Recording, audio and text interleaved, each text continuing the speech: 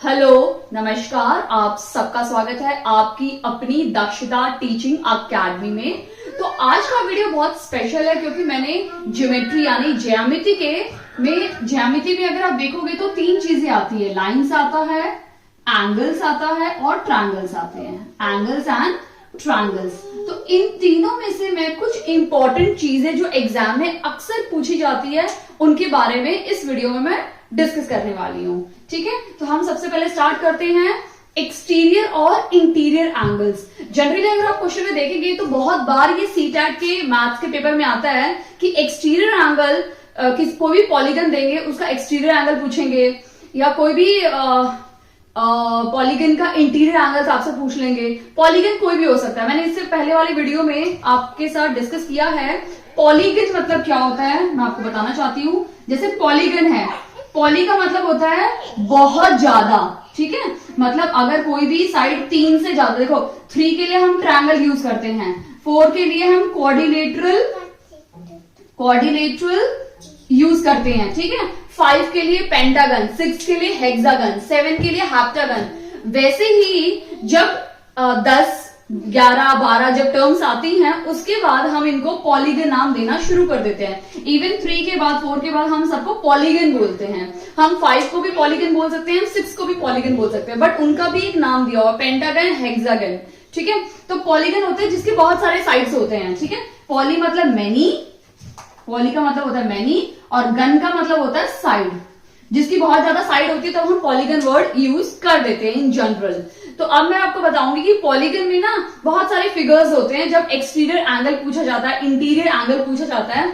अब जैसे हमें पता है ट्रायंगल का sum of angles of a triangle is, इसका पूरा जो सम है इस ट्रायंगल का वो 180 डिग्री है इंटीरियर एंगल्स का। ठीक है, क्वाड्रिलेटरल का है 360 डिग्री, पेंटागन का कितना है 540 डिग्री। तो वैसे ही अगर हेक्सागन का पूछ लिया, हेप्टागन का पूछ लिया, उस टाइम पे आप क्या करोगे, कैसे फाइंड करोगे?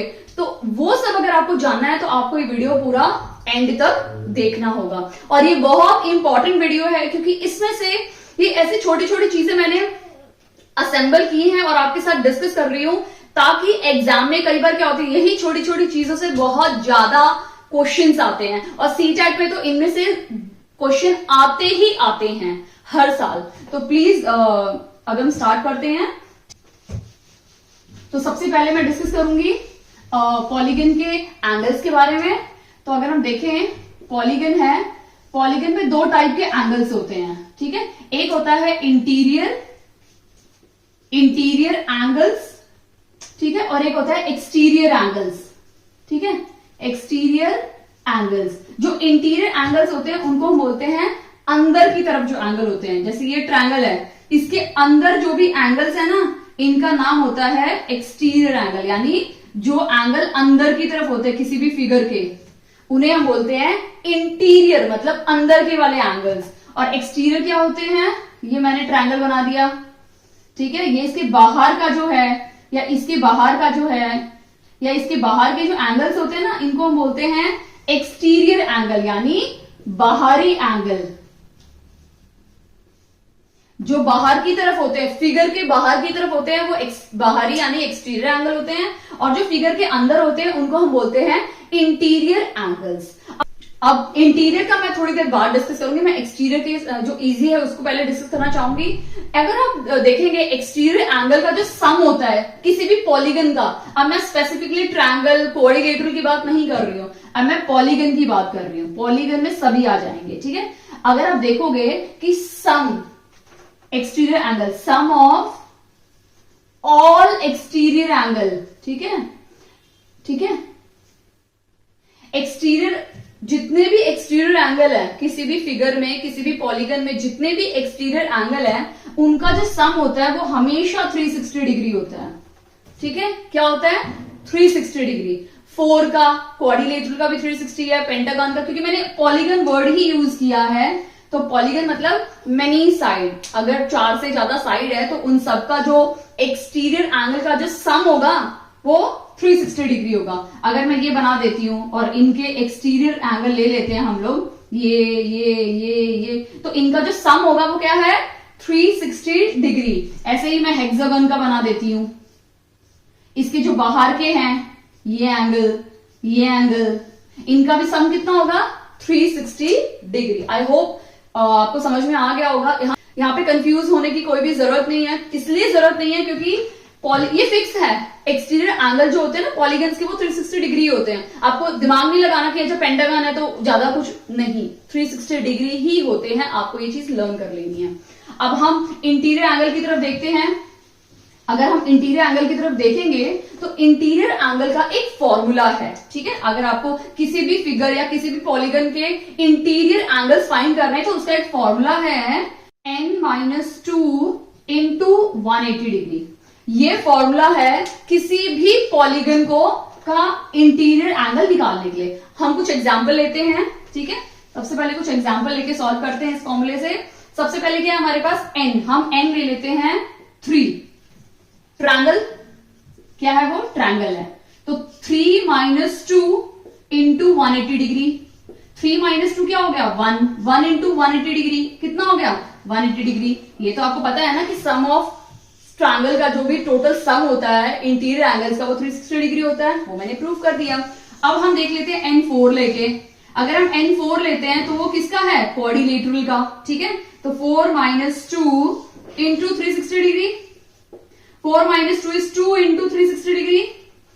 सॉरी मैंने अब गड़बड़ कर दी। 180 डिग्री, यहाँ पे 180 डिग्री है तो 180 इंटू 2 इज 360 डिग्री, ठीक है। ये भी आपका क्लियर है क्योंकि हमें पता है क्वाड्रिलेटरल का जो सम होता है वो हमेशा 360 डिग्री होता है। अब हम जरा पेंटागन और हेक्सागन का देखते हैं, 5 और 6 का, ठीक है। अभी मैंने n लिया है 5, ठीक है। अभी मैं क्या करूंगी 5 - 2 इंटू 360 डिग्री। सॉरी बार मुझे 360 डिग्री याद आ रहा है, 180। ये माइनस करेंगे तो 3 इंटू 180 डिग्री 540। मैंने जो आपको पहले बताया था, सही है ना 540। अब हम हेक्सागन का देख लेते हैं n6 लेके। ये पेंटागन था मतलब 5 साइड्स। अब हेक्सागन ले लेते हैं जो 6 साइड्स होंगे, ठीक है। तो 6 - 2 इंटू 180 डिग्री, ये 4 हो जाएंगे इंटू 180 डिग्री, ठीक है। तो क्या हो जाएंगे 720 डिग्री, ठीक है। आई होप आपको अच्छे समझ में आ गया होगा कि कैसे हमें निकालना है। जब भी एग्जाम में कोई भी फिगर आए जिसका इंटीरियर एंगल का सम आपको पता नहीं है और एक एंगल दिया हुआ है, तब आप ये फॉर्मूला आराम से यूज कर सकते हैं n-1 इंटू 180 डिग्री, जिससे आपको आराम से किसी भी पॉलीगन के इंटीरियर एंगल्स का सम मिल जाएगा। आई होप आपको ये वाला टॉपिक स्पेसिफिकली इंटीरियर और एक्सटीरियर एंगल का क्लियर हो गया होगा। ओके, अभी हम देखेंगे कि ट्रायंगल्स में भी ना बहुत सारे कुछ छोटे मोटे इंपॉर्टेंट फैक्ट्स होते हैं जो अक्सर हम एग्जाम में जाने से पहले हमें ये एक बार देख लेना चाहिए। इस टाइप की वीडियो या इस टाइप के नोट्स जो हमारे एग्जाम में लास्ट मोमेंट बहुत हेल्पफुल होते हैं। तो अभी हम इंपॉर्टेंट डिस्कस करेंगे कि इंपॉर्टेंट फैक्ट्स ट्रायंगल के, ठीक है। अब मैं आपके साथ डिस्कस करने वाली हूं। मैंने इससे पहले एक वीडियो बनाया था जिसमें मैंने सभी एंगल्स के बारे में डिस्कस किया था। वर्टिकल ऑपोजिट एंगल क्या होता है, करिस्पॉन्डिंग एंगल क्या होता है, alternate interior and exterior angles कौन से होते हैं, लीनियर पेयर कौन से होते हैं, कंसेक्यूटिव एंगल्स कौन से होते हैं। तो उसी पे बेस्ड है। कई बार क्या होता है एक ही फिगर में हमें 2-3 एंगल लगाना पड़ता है, तो वो भी आपको पता होना चाहिए कि एक ही एंगल में मतलब एक ही फिगर में 2-3 एंगल आप कैसे लगा सकते हैं, ठीक है। अब जैसे ये मेरी लाइन है, ठीक है, ये लाइन ए बी है और ये लाइन सी डी है और इनका इंटरसेक्शन पॉइंट क्या है ओ। अगर मैं इनको नाम दे देती हूं एंगल 1, एंगल 2, एंगल 3 और एंगल 4, मैंने ये नाम दे दिया, ठीक है। अब ये वैसे फिगर तो वर्टिकल ऑपोजिट एंगल का फिगर है, ठीक है। तो हम पहले वर्टिकल ऑपोजिट एंगल देख लेते हैं क्या होते हैं। वर्टिकल ऑपोजिट एंगल्स मैंने आपको बताया था, मैं ये बार बार इसलिए यूज कर रही हूँ क्योंकि ये एंगल का सिंबल होता है, ठीक है।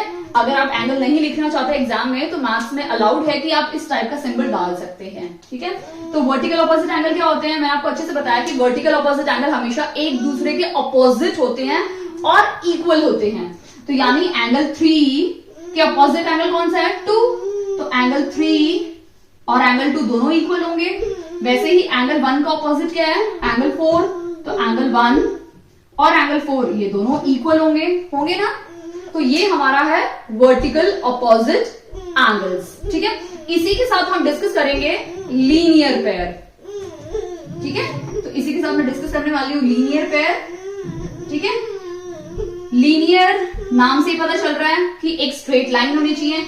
अगर एक स्ट्रेट लाइन के ऊपर कितने भी एंगल बना दो, उन सब का सम 180 डिग्री होगा। आपको ये चीज हमेशा याद रखनी है, क्योंकि जो एक स्ट्रेट लाइन का जो सम होता है या उसका जो मेजरमेंट होता है वो 180 डिग्री होता है। अगर आपको नहीं समझ में आ रहा फिर भी, तो आप अपना प्रोटेक्टर लेके ले सकते हैं और प्रोटेक्टर को अपनी नोटबुक में रखो और ये नीचे लाइन जो बनी है ना, इस लाइन को बना दो और फिर इसके ऊपर एक प्रोटेक्टर रखो और देखो कि 0 से शुरू होते हुए ये लाइन 180 डिग्री तक आ रही है। मतलब इस लाइन का मेजरमेंट क्या है? 180 डिग्री। ठीक है, तो आपको बहुत अच्छे से क्लियर हो जाएगा कि एक लाइन का सम 180 डिग्री कैसे और क्यों है। ओके,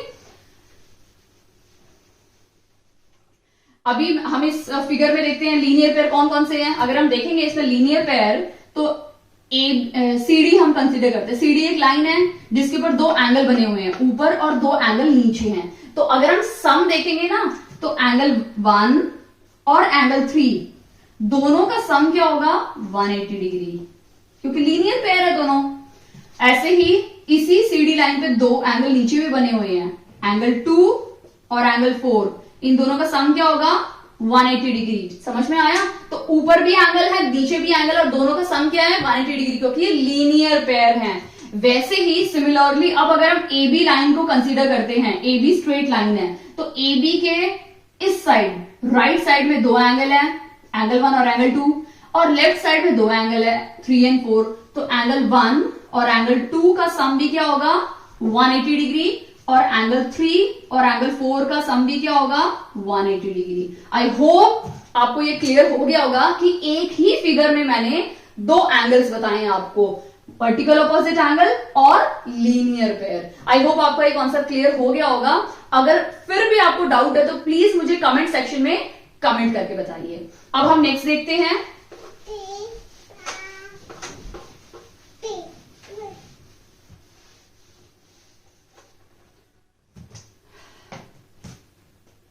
सेकंड वाला, सपोज मेरे पास 2 लाइन है, पैरेलल लाइन। ठीक है, ये 2 पैरेलल लाइन है, ये एल है, ये एम है, और ये एक ट्रांसवर्सल है। मैंने आपको बताया था ये सब लाइन पैरेलल लाइन कौन सी होती है? जो कभी भी एक दूसरे से मिलती नहीं है, हमेशा स्ट्रेट चलती हैं। जैसे हमारी रेलवे ट्रैक, अगर आपने देखा होगा रेलवे ट्रैक कभी भी मिलती नहीं है। जो 2 लाइन जिसमें हमारी ट्रेन चल रही है वो तो कभी भी नहीं मिलेंगी। हाँ, ये जरूर है कि ये जो 2 लाइन है वो किसी और ट्रेन के ट्रैक के साथ इंटरसेक्ट कर सकती हैं, लेकिन जिस ट्रेन में हम बैठे हैं उसकी लाइन कभी भी मीट नहीं करेंगी, यानी मिलेंगी नहीं। ठीक है, अब ये पेन है, ये पेन कैसा है? इस तरह का है ना। अब आपने देखा पेन इस तरह से है, और मेरा जो मार्कर पेन है वो इस तरह से बना हुआ है। ठीक है, यानी ये दोनों भी क्या है? पैरेलल लाइन है। आपने देखा मेरा पेन इस तरह से है? नहीं है, वो आगे की तरफ है। ठीक है, तो आगे की तरफ ये आधा अब ऐसे क्या है? ये पूरा पेन क्या? पैरेलल लाइन है, पैरेलल लाइन है ना। बट अगर मैं इसको हटा दूं तो ये क्या बन गया? ये पीछे का पैरेलल लाइन है और आगे का ये इंटरसेक्टिंग लाइन है। ये देखिए, ये मेरा पेन है जब पेन बंद था, और ये मेरा पेन है जब मैंने इसको खोल दिया। तो इसमें ये पैरेलल लाइन है, इसमें आधा हिस्सा पैरेलल लाइन है, ठीक है, आधा हिस्सा इंटरसेक्टिंग है। तो हम इन दोनों लाइन को किसमें काउंट करेंगे? Intersecting lines. और ये क्या हो जाएंगे? हमारी पैरेलल लाइन। ठीक है, आई होप आपको अच्छे समझ में आ गया होगा कि इंटरसेक्टिंग लाइंस क्या होती हैं और पैरेलल लाइंस क्या होती हैं। ठीक है,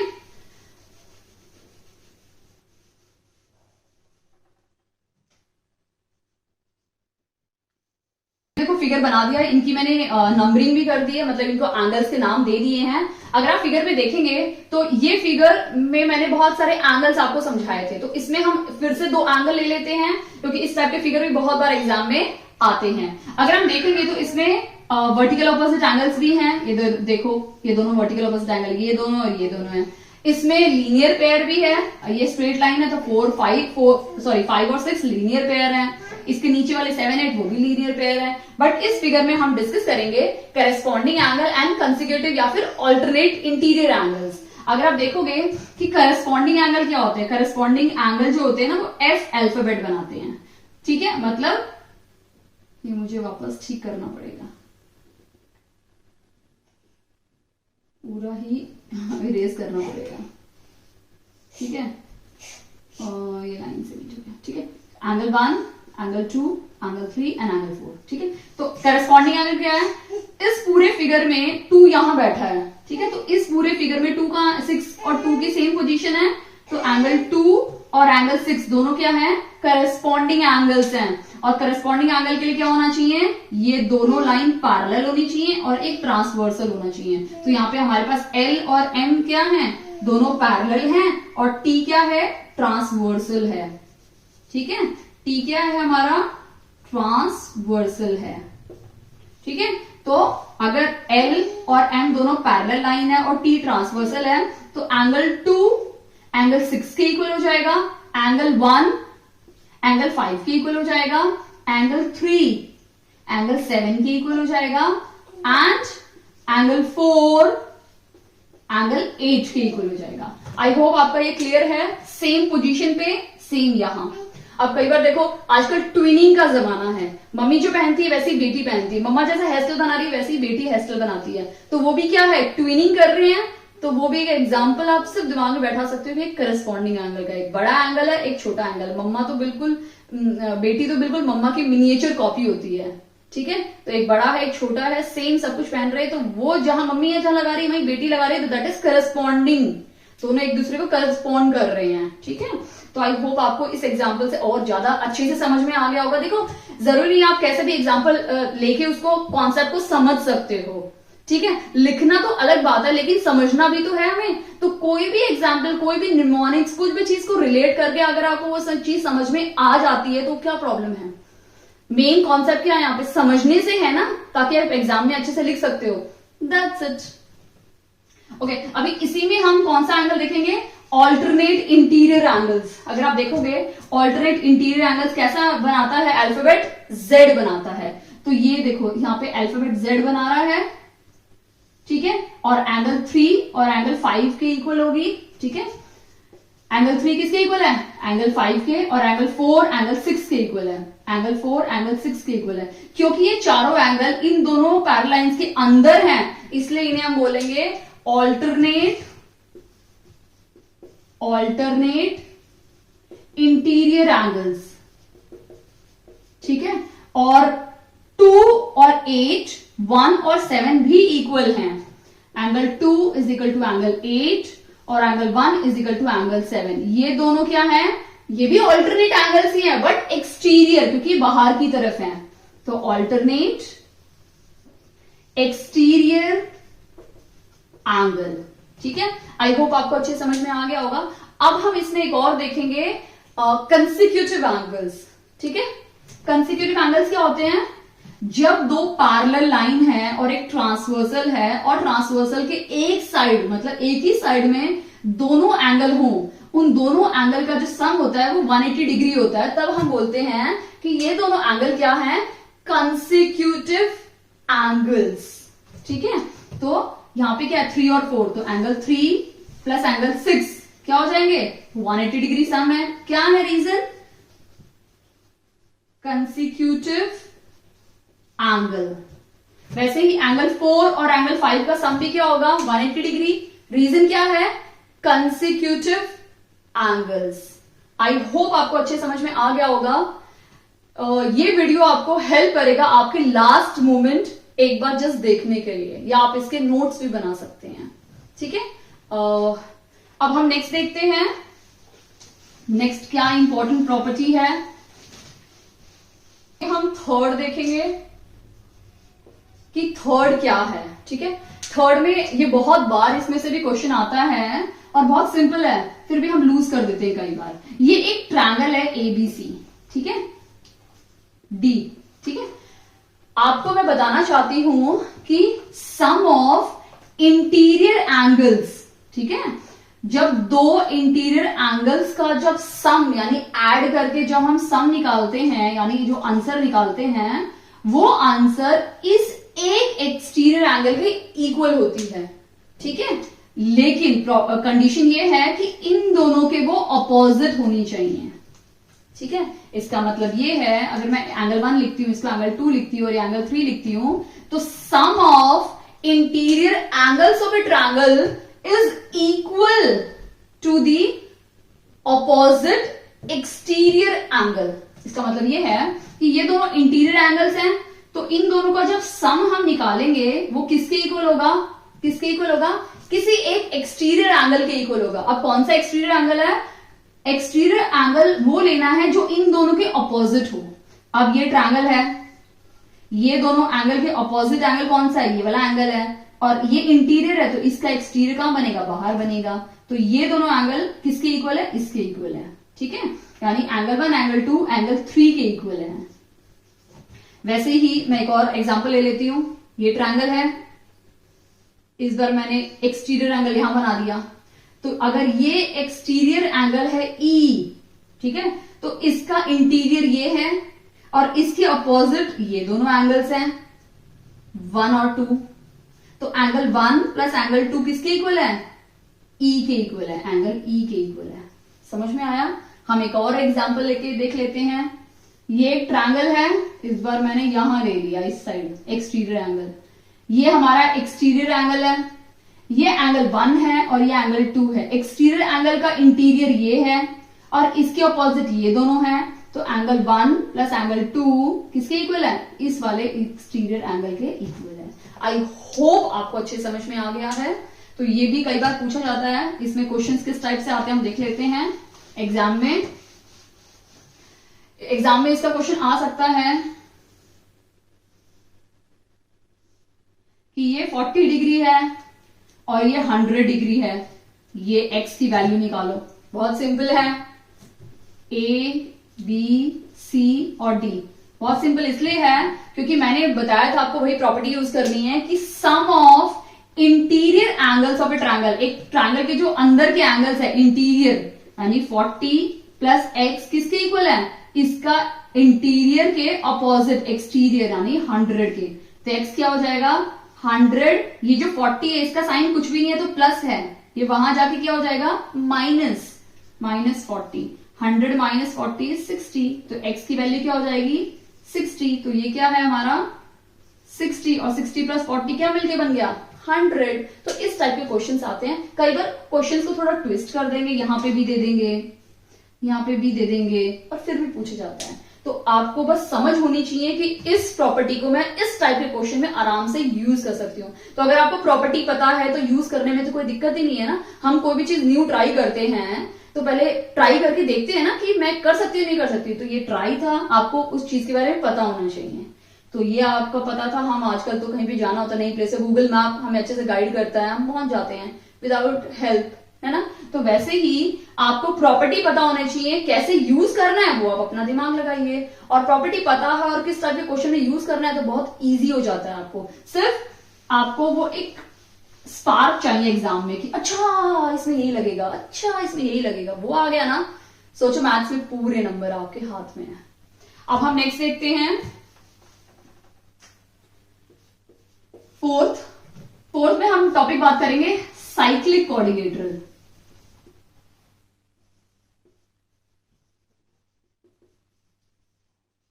साइक्लिक क्वाड्रिलेटरल क्या होता है वो मैं आपको भी बताती हूं। साइक्लिक क्वाड्रिलेटरल कुछ भी नहीं, ऐसा नहीं कि एक क्वाड्रिलेटरल साइकिल में बैठा हुआ चल रहा है, नो। साइक्लिक क्वाड्रिलेटरल है एक सर्कल के अंदर जब हम एक क्वाड्रिलेटरल बनाते हैं तो उसको हम बोलते हैं साइक्लिक क्वाड्रिलेटरल, ठीक है। जब एक सर्कल के अंदर एक क्वाड्रिलेटरल बनाते हैं उसको हम बोलते हैं साइक्लिक क्वाड्रिलेटरल। क्या समझ में आया। अब मैं क्या करती हूँ, साइक्लिक क्वाड्रिलेटरल में एक बाहर भी एंगल बना देती हूँ, एक्सटीरियर एंगल, ठीक है। अब याद रखना कि साइक्लिक क्वाड्रिलेटरल, हाँ, और साइक्लिक क्वाड्रिलेटरल में जो क्वाड्रिलेटरल है उसके सारे पॉइंट्स सर्कल के टच होने चाहिए। अगर टच नहीं हुए तो ये साइक्लिक क्वाड्रिलेटरल नहीं है। टच होंगे तभी वो साइक्लिक क्वाड्रिलेटरल कहलाएगा। ठीक है, तो ये चीज ध्यान में रखनी है। तो एक साइक्लिक क्वाड्रिलेटरल में अगर एक ये एंगल एक्स है, इंटीरियर एंगल, तो ये अपने अपोजिट एंगल के एक्सटीरियर एंगल के सॉरी वाई आ जाएगा, तो ये इंटीरियर एंगल इसके ऑपोजिट के एक्सटीरियर एंगल का जो सम है वो 180 डिग्री होगा। ठीक है, यानी x प्लस वाई क्या होगा, 180 डिग्री। ये x और y, वैसे ही अगर मैं यहां बना दूं ये एंगल z, तो इसका इंटीरियर है और इसका ऑपोजिट ये है, तो w, यानी w प्लस z इनका सम भी क्या हो जाएगा, 180 डिग्री। आई होप ये आपको हेल्प करेगा साइक्लिक क्वाड्रिलेटरल के क्वेश्चन सॉल्व करने में। ठीक है, अभी हम नेक्स्ट देखते हैं। आई होप आपको अच्छे से क्लियर हो गया होगा साइक्लिक क्वाड्रिलेटरल क्या होना है। कई बार क्या होता है एक भी साइड टच नहीं है तो आप इस फॉर्मूले को अप्लाई नहीं कर सकते, क्योंकि ये फॉर्मूला सिर्फ साइक्लिक क्वाड्रिलेटरल में ही अप्लाई होगा। ठीक है, तो आपको ये चीज ध्यान देनी है कि क्या वो साइक्लिक क्वाड्रिलेटरल है या सिर्फ क्वाड्रिलेटरल है जो सर्कल के अंदर बना हुआ है। ठीक है, अब हम बात करेंगे, एक बहुत इंपॉर्टेंट आता है टॉपिक मीडियन, जो मैं आपके साथ डिस्कस करने वाली हूं। ये डाटा हैंडलिंग वाला मीडियन नहीं है, मीडियन, ऑल्टीट्यूड, ठीक है, एंगल बाइसेक्टर और परपेंडिकुलर बाइसेक्टर। इसमें बहुत बच्चों को बहुत कंफ्यूजन होता है कि मीडियन क्या होता है, ऑल्टीट्यूड क्या होता है, परपेंडिकुलर क्या होता है, यहां परपेंडिकुलर भी डाल देती हूं, एंगल बाइसेक्टर क्या होता है, परपेंडिकुलर बाइसेक्टर क्या होता है, बहुत कंफ्यूजन्स रहती हैं। तो आज मैं इस वीडियो में आपके सारे कंफ्यूजन्स दूर करने वाली हूं। तो सबसे पहले हम देखते हैं मीडियन। ठीक है, मीडियन नाम से ही पता चल रहा है, मिड ईयन। ठीक है, मीडियन के नाम से क्या पता चल रहा है, मिड ईयन। मिड मतलब मिड, बीच का, मिड बीच का। तो अगर ये 5 नंबर है, 5 है, 1 2 3 4 5, तो इनके बीच का नंबर कौन सा होगा, ये। तो ये क्या है, मीडियन। ये हमें डाटा हैंडलिंग में किया था ना, वही कॉन्सेप्ट हमें ज्योमेट्री में लगाना है। ओके, तो देखते हैं मीडियन क्या होता है। ये एक ट्रायंगल है, ठीक है। अब ये ट्रायंगल को मैं लेबल कर देती हूँ एबीसी, जो मैं बहुत ज्यादा बिलीव करती हूँ, लेबलिंग इज वेरी इंपॉर्टेंट।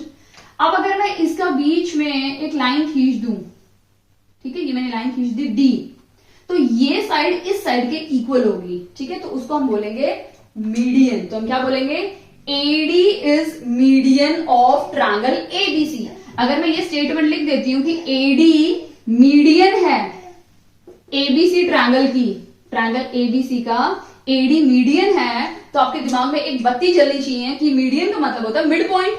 तो ये क्या है, AB का मिड पॉइंट है। मिड पॉइंट का मतलब होता है ये इस पूरी लाइन को, ये D पॉइंट इक्वल पार्ट्स में डिवाइड कर रहा है, यानी BD is equal to DC। Median का मतलब ये होता है जिस पॉइंट को हम कंसीडर कर देंगे ना कि ये मिड पॉइंट है, यानी ये मीडियन है।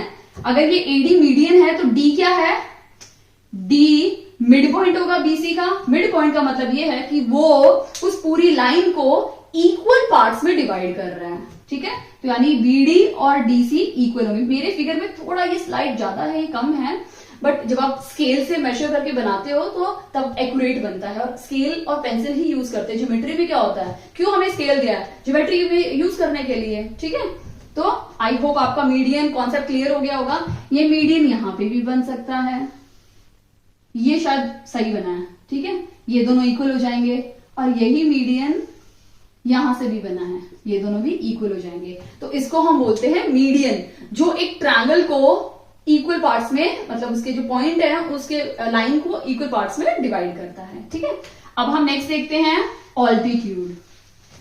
ठीक है, मीडियन क्लियर हो गया आपका। अब हम देखते हैं ऑल्टीट्यूड क्या होता है। ऑल्टीट्यूड, या उसको हम हाइट भी बोल सकते हैं, हाइट। ठीक है, यानी एक ट्रायंगल की हाइट को हम क्या बोलते हैं, ऑल्टीट्यूड। ये मैंने बनाया, तो इस ट्रायंगल की हाइट क्या होगी, यहां पे होगी।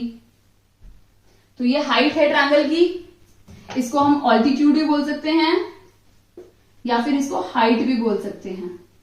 अब कहोगे मैम ये तो आपने बना दिया, ये तो मीडियन भी हो गया, ये सपोज ये मीडियन भी है, तो मैम फिर डिफरेंस कहां हो गया? ऑल्टीट्यूड और मीडियन में क्या डिफरेंस है? वही मैं बताने वाली हूं। देखो ये क्या है? इक्विलेटरल ट्रायंगल है, ठीक है। इक्विलेटरल ट्रायंगल का मतलब होता है ऑल साइड इक्वल, इसकी सारी साइड्स इक्वल हैं। जब सारी साइड एक ट्रायंगल की इक्वल होंगी तो उसका मीडियन और ऑल्टीट्यूड दोनों सेम होते हैं, ठीक है।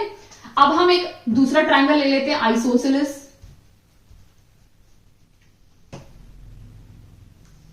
ठीक है। आइसोसेलेस, ये दोनों साइड इक्वल है, ये इसका क्या है? इसमें भी मीडियन और ऑल्टीट्यूड दोनों सेम हो जाएंगे क्योंकि ये दोनों साइड तो स्टिल इक्वल है। अब हम एक ऐसा ट्रायंगल लेते हैं जो स्केलिन है, ठीक है। ये मैंने स्केलिन ले लिया, इक्विलेटरल था, आइसोसेलेस, अब ये मैंने ले लिया स्केलिन। स्केलिन क्या होता है? जिसकी सभी साइड अनइक्वल होती है, एक भी साइड सेम नहीं होती है, उसमें यहां से शुरू होगा और यहां बनेगा, तो ये हाइट है। क्या ये हाइट मीडियन के बराबर है? प्लीज मुझे कमेंट करके बताइए कि ये हाइट क्या मीडियन है? नो। आपको वैसे कमेंट करके बताना है, मैंने तो आंसर बता भी दिया कि यहां पे ये हाइट है, या फिर हम बोल सकते हैं ऑल्टीट्यूड है, बट ये मीडियन नहीं है, मीडियन नहीं है, ठीक है। आई होप आपका क्लियर हो गया होगा कि ये हाइट क्या है, ये जो बनाया है मैंने, ये मीडियन नहीं है, हाइट या ऑल्टीट्यूड है। आई होप आपका ये अभी ऑल्टीट्यूड और मीडियन का जो दिमाग में जो कंफ्यूजन होगा वो दूर हो गया होगा। अब हम नेक्स्ट देखते हैं एंगल बाइसेक्टर,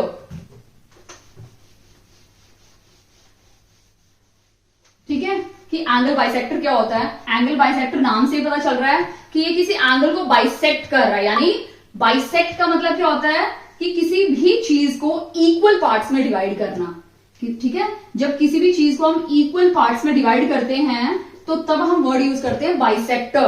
बट आगे क्या आ गया? एंगल। अगर आगे एंगल है तो वो एंगल को इक्वल पार्ट्स में डिवाइड करेगा, ठीक है। यानी अगर हमारे पास 60 डिग्री एंगल है तो वो इक्वल में कैसे डिवाइड करेगा? 30-30। अगर 40 डिग्री है तो 20-20, ठीक है। इस तरह से वो इक्वल पार्ट्स में डिवाइड करेगा, ठीक है। और अगर यहाँ पे परपेंडिकुलर बाइसेक्टर के आगे लगा हुआ बाइसेक्टर, तो वो परपेंडिकुलर को, यानी उस लाइन को जो परपेंडिकुलर बाइसेक्टर बना रही है उसको इक्वल पार्ट्स में डिवाइड करेगा। हम देखते हैं पहले एंगल बाइसेक्टर, ठीक है। ये एक ट्रायंगल है ABC, ठीक है। ये एक ट्रायंगल है और ये हमारा एंगल है। तो ये जो लाइन में बना रही है ना AD, ये क्या है? हमारा एंगल बाइसेक्टर है जो इस एंगल A को इक्वल पार्ट्स में डिवाइड कर रही है, ठीक है। यानी ये जो एंगल है, एंगल 1, और ये जो एंगल 2 है, ये दोनों इक्वल हैं। यानी एंगल 1 और एंगल 2 क्या होंगे? इक्वल होंगे। वैसे ही अगर मैं इस तरह से कुछ बना दूं तो यहां पे एंगल 3 है और यहां पे एंगल 4 है, तो ये जो एंगल बाइसेक्टर है BE, ये इस एंगल B को इक्वल पार्ट्स में डिवाइड कर रहा है, यानी एंगल 3 और एंगल 4 दोनों इक्वल हो जाएंगे। आई होप आपको अच्छे समझ में आ गया होगा कि एंगल बाइसेक्टर क्या करता है? किसी भी एक पर्टिकुलर एंगल को दो इक्वल पार्ट्स में डिवाइड करता है, ठीक है। अभी हम परपेंडिकुलर बाइसेक्टर देख लेते हैं, ठीक है। नाम से ही पता चल रहा है, अब ये परपेंडिकुलर को बाइसेक्ट करेगा, ठीक है। परपेंडिकुलर को कैसे बाइसेक्ट करेगा? ये एक ट्रायंगल है और ये इस ट्रायंगल का परपेंडिकुलर है, ठीक है। तो ये परपेंडिकुलर बाइसेक्टर मतलब ये इस लाइन को इस लाइन से इक्वल है, ठीक है। जब ये एंगल बाइसेक्टर मैं बनाऊंगी तो ये इस लाइन को बाइसेक्ट कर रहा है, मतलब इनको इक्वल पार्ट्स में डिवाइड कर रहा है। अब आप बोलोगे मैम यही सेम मीडियन में था, but my dear students, median में क्या था? ये परपेंडिकुलर नहीं था, और यहां पे ये क्या है? परपेंडिकुलर है, मतलब ये एंगल 90 डिग्री है। बहुत इंपॉर्टेंट, ठीक है। परपेंडिकुलर मतलब होता है, अगर परपेंडिकुलर मैंने बनाया है तो ये एंगल क्या है? 90 डिग्री, और बिल्कुल स्ट्रेट रहेगा, थोड़ा सा भी स्लाइड नहीं रहेगा, बिल्कुल स्ट्रेट। क्लियर? तो आई होप आपका परपेंडिकुलर मैंने समझा दिया कि ये परपेंडिकुलर है। आई होप आपका ये अच्छे से क्लियर हो गया होगा। Median, altitude, angle bisector and perpendicular bisector. अभी हम नेक्स्ट टॉपिक पे मूव करते हैं।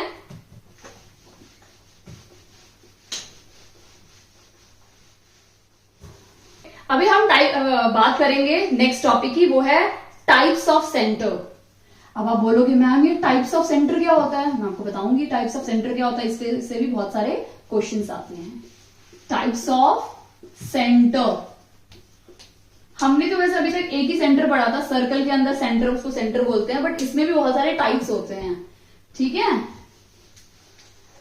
अब जैसे आजकल क्या है, अलग अलग फ्लेवर जूस आते हैं, ब्लू करंट हो गया या जलजीरा हो गया, ये सब जो मॉकटेल्स होते हैं उसमें भी वैरायटी होती है ना, तो हार्डली टेस्ट का ही थोड़ा डिफरेंस रहता है। तो वैसे ही यहाँ पे बहुत सारे अलग अलग टाइप के सेंटर्स होते हैं, वो हम इस टॉपिक में पढ़ेंगे। सबसे पहला टॉपिक देखेंगे सेंट्रॉइड।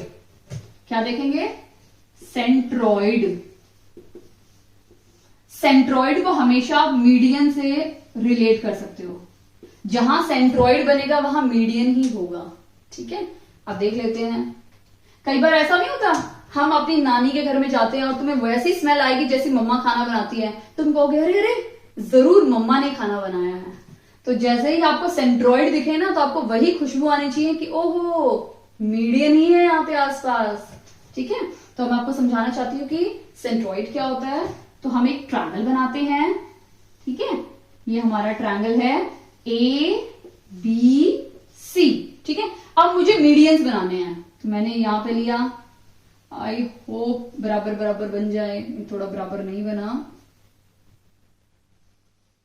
चलो ठीक है, ये थोड़ा बराबर लग रहा है, ठीक है। तो ये AD हो गया, ठीक है।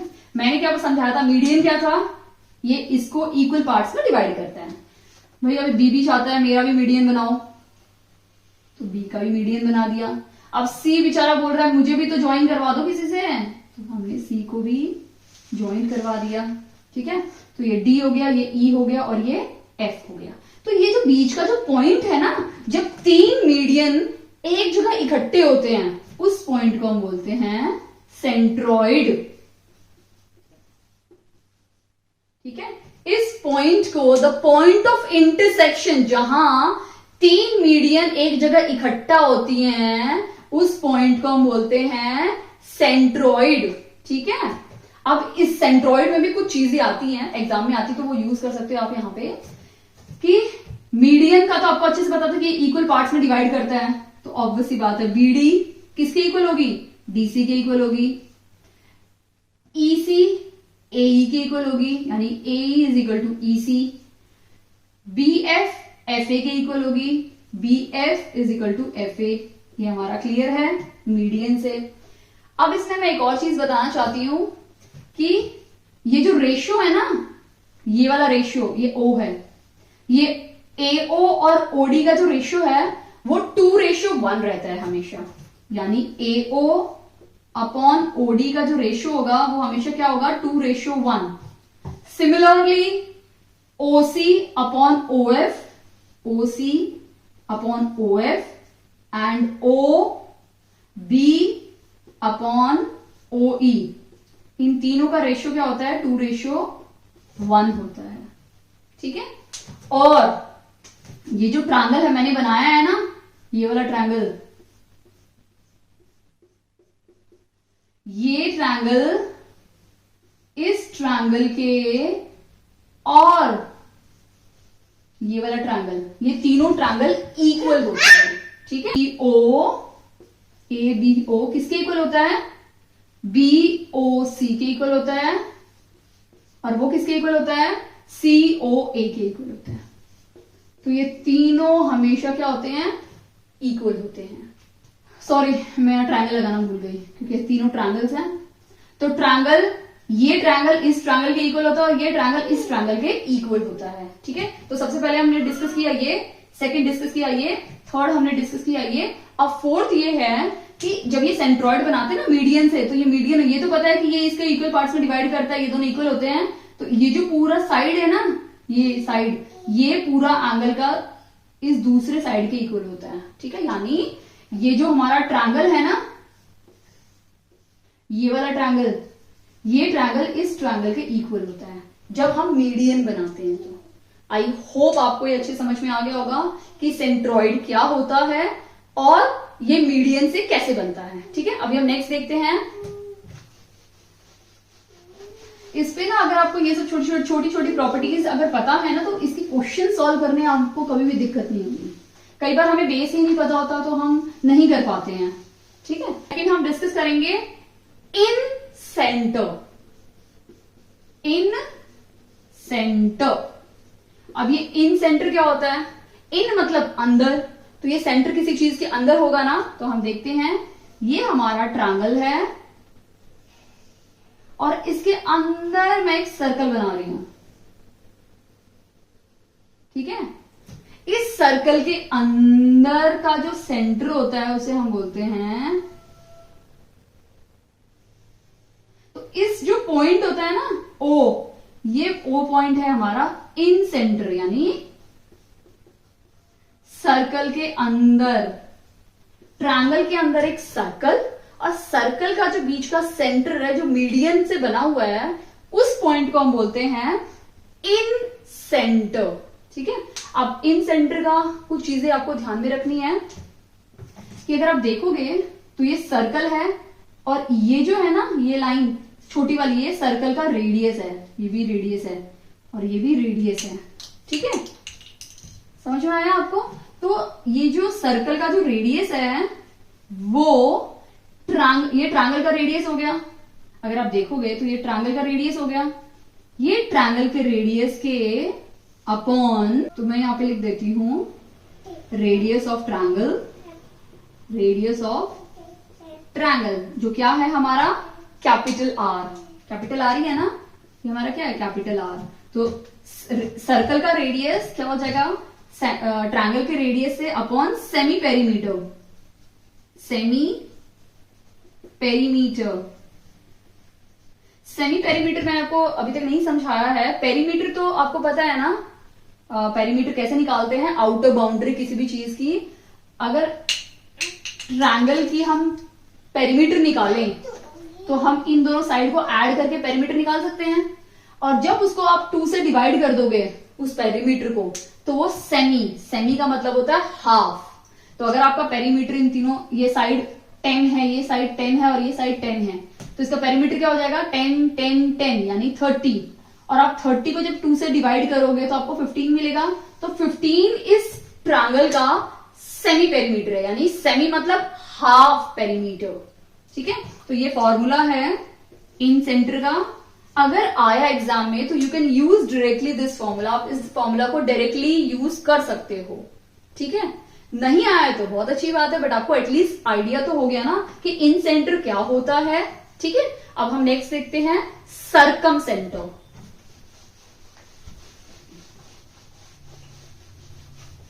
ठीक है, सरकम सेंटर। अभी जैसे हमने पिछली बार ट्रायंगल के अंदर सर्कल बनाया था, इस बार हम सर्कल के अंदर ट्रायंगल बनाएंगे, ठीक है। तो ये हमारा सर्कल है और इसके अंदर हमारा बनेगा ट्रायंगल, ठीक है। अभी सर्कल के अंदर ट्रायंगल बन रहा है तो उसे हम बोलेंगे सरकम सेंटर। जैसे सेंट्रोइड मीडियन से बनता है, इन सेंटर हमारा बनता है एंगल बाइसेक्टर से, तो वैसे ही हमारा जो सरकम सेंटर है वो बनता है परपेंडिकुलर बाइसेक्टर से। सरकम सेंटर हमारा बनता है परपेंडिकुलर बाइसेक्टर से। परपेंडिकुलर बाइसेक्टर मैंने आपको अच्छे से समझाया है ना, परपेंडिकुलर बाइसेक्टर 90 डिग्री बनाता है और इक्वल पार्ट्स में डिवाइड करता है, ठीक है। तो अब मैं यहाँ पे परपेंडिकुलर बाइसेक्टर बना देती हूँ। तो ये परपेंडिकुलर बाइसेक्टर है, ठीक है। तो ये जो पॉइंट, जो 0 पॉइंट आएगा, ये हमारा क्या है circumcentre. Circumcentre A B C D E and F. तो ये जो हमारा ओ पॉइंट है वो हमारा हो जाएगा सरकम सेंटर। सरकम सेंटर बनता है परपेंडिकुलर। जब परपेंडिकुलर बाइसेक्टर एक जगह पे मीट करते हैं या इंटरसेक्ट करते हैं, उस पॉइंट को हम बोलते हैं सरकम सेंटर। अब मैं इसमें आपको बताना चाहती हूँ कि ये चीज ना आपके सर्कल चैप्टर में भी ये एक फॉर्मूला है जो मैं आपको समझाना चाहती हूँ कि ये सेंटर है, ठीक है, ओ ए बी, ठीक है। अब मैंने यहाँ पे सर्कल बना दिया और उसी से एक किसी पार्ट में बना हुआ है, ठीक है। मतलब इस जो ए बी आर्क से हमारा एक ये वाला ट्रायंगल बना हुआ है और एक ये वाला ट्रायंगल बना हुआ है, ठीक है। तो जब इस तरह से ट्रायंगल बनते हैं सेम आर्क पे जब दो ट्रायंगल बनते हैं, ठीक है, एक सेंटर में और एक सर्कल के किसी भी पार्ट में, फॉर्मूला क्या है, BOAOB is twice of ACB, ठीक है। ये फॉर्मूला बहुत इंपॉर्टेंट है और इसमें से क्वेश्चंस आते ही आते हैं। ये फॉर्मूला मैं एक बार वापस आपको समझा देती हूँ with neat and clean diagram के साथ, कि ये एक सर्कल है, ये A पॉइंट है, ये B पॉइंट है, ठीक है, और ये सेंटर से एक ट्रायंगल बना हुआ है और एक ट्रायंगल यहां बना हुआ है, ठीक है।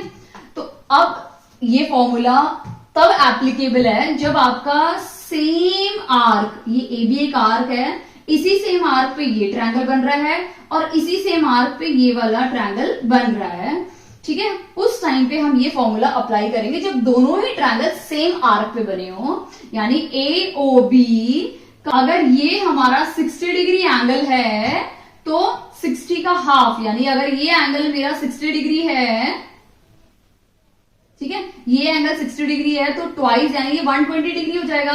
बट मैंने यहाँ पे ये 60 लिखा है तो ये इसका हाफ हो जाएगा 30 डिग्री। समझ में आया? मतलब सेंटर पे जो एंगल होगा वो बड़ा होगा और ये ऐसा है कि अगर आपके आर्क से बन रहा है ना तो सर्कल के किसी भी पार्ट पे बन सकता है, जरूरी नहीं है एक ही पोजीशन पे, नहीं, वो किसी भी पोजीशन पे बन सकता है। ये देखिए मैंने बहुत सारी पोजीशंस बना दी हैं, ठीक है। तो ये तब भी 60 रहेगा और ये सारे एंगल 30 डिग्री होंगे। अगर ये 120 कर देती हूँ तो इसका हाफ सारे 60 हो जाएंगे। बट अगर ये एंगल दिया हुआ है 45 डिग्री तो ये कितना हो जाएगा आपका 90 डिग्री। तो कई बार ये दिया होता है क्वेश्चन में, ये फाइंड करना होता है, कई बार ये दिया होता है हमें ये फाइंड करना होता है। तो आप इस फॉर्मूले को यूज करके निकाल सकते हैं वैल्यू। ओके, आई होप आपको सर्कम सेंटर भी क्लियर हो गया होगा। अब हम नेक्स्ट देखते हैं ऑर्थो सेंटर, ठीक है। पहला क्या था? सेंट्रॉइड। सबसे पहले हमारा क्या था? सेंट्रॉइड, जो किससे बना था? मीडियन से। मैंने फिगर में भी आपको दिखाया हुआ है। फिर क्या था हमारा? इन सेंटर, वो किससे बना था? एंगल बाइसेक्टर से।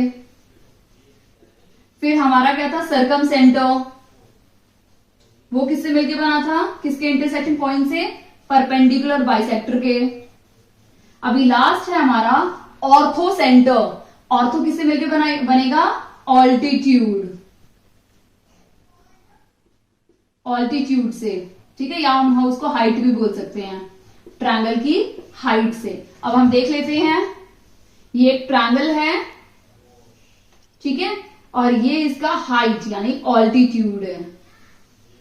तो जिस पॉइंट पे ये इंटरसेक्ट करेंगे ना, A B C D E F, तो जिस पॉइंट पे इंटरसेक्ट करेंगे इस पॉइंट को हम क्या बोलेंगे? ऑर्थो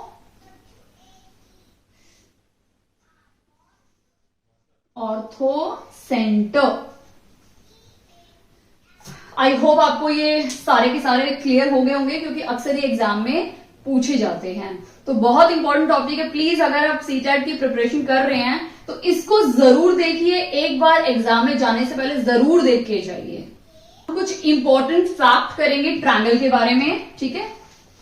अभी हमने टाइप्स ऑफ सेंटर कंप्लीट किया है, अब हम स्टार्ट करेंगे कुछ इंपॉर्टेंट फैक्ट्स जो मैं आपको एक्सप्लेन करने वाली हूं ट्रायंगल के बारे में। ओके, तो important fact on triangle. Triangle के ऊपर इंपॉर्टेंट फैक्ट्स हम देखेंगे, कई बार शॉर्ट एंड स्वीट में हम देखने वाले हैं। ओके, इंपॉर्टेंट फैक्ट्स में सबसे पहले फैक्ट देखते हैं कि ट्रायंगल से बहुत सारी थ्योरम्स रहती हैं। तो हम सबसे पहले देखते हैं मिड पॉइंट थ्योरम, जो हमने 10th में है सीबीएसई के सिलेबस में। मिड पॉइंट थ्योरम है, मिड पॉइंट थ्योरम जो आपके 10th सीबीएसई में है, बहुत इंपॉर्टेंट है, बोर्ड के अकॉर्डिंग भी बहुत इंपॉर्टेंट है और हमारे सीटेट के अकॉर्डिंग भी ये बहुत इंपॉर्टेंट है। मिड पॉइंट थ्योरम हमें क्या बोलती है, हम ये देख लेते हैं। ये ABC है, जब नाम ही मिड पॉइंट है तो इनका कोई एक मिड पॉइंट होगा, ठीक है, यानी P और Q, यानी AB का मिड पॉइंट क्या है P और Q का मिड पॉइंट क्या है, AC का मिड पॉइंट क्या है Q। मिड पॉइंट का काम क्या होता है, इक्वल पार्ट्स में डिवाइड करता है, यानी AP is equal to PB and AQ is equal to QC। ठीक है, यानी जो लाइन PQ है और लाइन जो BC है, ये दोनों क्या होते हैं, एक दूसरे के पैरेलल होती हैं। ठीक है, अगर ये P मिड पॉइंट है इसका, तो ये इसके इक्वल पार्ट्स में डिवाइड करेगा। अगर Q इसका मिड पॉइंट है तो ये इक्वल पार्ट्स में डिवाइड करेगा। ठीक है, इसका मतलब ये दोनों इक्वल हैं। इसका मतलब क्या है, PQ किसके पैरेलल होगा, BC के पैरेलल होगा। इक्वल क्यों नहीं होगा, क्योंकि ये छोटी लाइन है, ये बड़ी लाइन है, तो ये दोनों इक्वल नहीं होंगे बट पैरेलल होंगे। ठीक है, अब हम नेक्स्ट देखते हैं। डिटेल्स में मैं आपके लिए मिड पॉइंट थ्योरम की डेफिनेशन और थोड़ा एक्सप्लेनेशन डिटेल्स में नेक्स्ट वीडियो में मैं आपको एक्सप्लेन करूंगी। सेकंड देखते हैं median theorem. Median theorem, median theorem में मीडियन तो बहुत इंपॉर्टेंट है, तो ABC और AD क्या है, मीडियन है। तो इसका मतलब इसका फॉर्मूला क्या होगा, AB square plus AC square, वो किसके इक्वल होगा, 2 times AD square plus BD square. ये है फॉर्मूला आपका मीडियन थ्योरम का। अगर आपको मीडियन और मिड पॉइंट थ्योरम का फुल डेफिनेशन, फुल एक्सप्लेनेशन चाहिए तो प्लीज मुझे कमेंट सेक्शन में कमेंट करके बताइए, ताकि मैं next video mid point theorem और मीडियन थ्योरम पे बना सकूं। ठीक है, आई होप आपको मीडियन थ्योरम का जो फॉर्मूला है वो समझ में आ गया है। This square upon this square, the sum of this square is equal to twice square of AD and BD। Okay, अब हम नेक्स्ट देखते हैं।